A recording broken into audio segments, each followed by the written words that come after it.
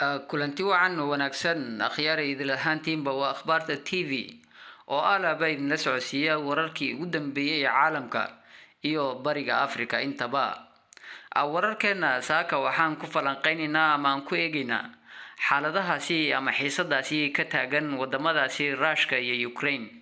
Madaxweynaha Ruushka Putin ayaa labada gobol ee kala ah Luhansk iyo Donetsk ee ku yaala dalkaasi Ukraine u aqoonsaday in ay dal madax bannaan yihiin.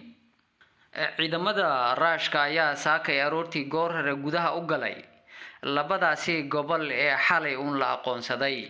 Sidoo kale wadamadaasi Mareykanka iyo Ingiriiska ayaa cara xoogan ka muujiyay inuu wadanka Ruushku dhagaha ka furaystay dhammaanba soo jeedinahoodii ahaa in dagaalkan laga baaqsado. Sidoo kale xog qarsoon ayaa waxay sheegayaan in xog muhiim ah oo wadankaasi Mareykanku ka helay caasimadda Moscow inay diyaarisay liiska dad ay doonayaan inay kharajiyaan ee dalkaasi Ukraine ku nool kadib markii ay qaadaan duulaankooda.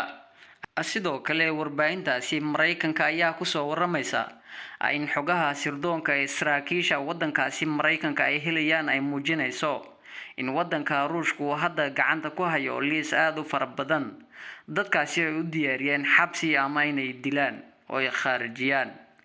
Sidoo kale ilahaas waxay sheegayaan in dadkaasi ay ku jiraan dad u dhashay wadankaasi Ukraine iyo waliba dad asalkoodu ka soo jeedaan wadankaasi Ruushka oo ayagu mucaarad ku ah xukuumadda Moscow oo wadankaasi Ukraine ku nool. Sidoo kale warbixinta ayaa sidoo kale lagu sheegayaa in bartilmaameedyadan ay ku jiraan dad asalkoodu Ruush yihiin oo u dhashay wadankaasi in badan mucaarad ku ahaa oo ku dhuumaaleysanayay wadankaasi Ukraine. daawadayaal warbixintaasi waxay ahayd warbixintii aan ku eegaynay xaaladahaasi ka taagan wadamadaasi Ruushka iyo Ukraine. warbixinta ku xigta waxaan ka soo diyaarin doonaa xaaladda dhabta ee ka jirta gobolkaasi. daawadayaal annagoo akhbaarta TV oo isku duuban waxaan idinka codsanaynaa haddii aad nala socon inaad na soo raacdo muuqaalkana like iyo share noo samayso si asxaabtaada kale u sii gaadho. ugu dambeyn waxaan kaga tegaynaa sida iyo amaana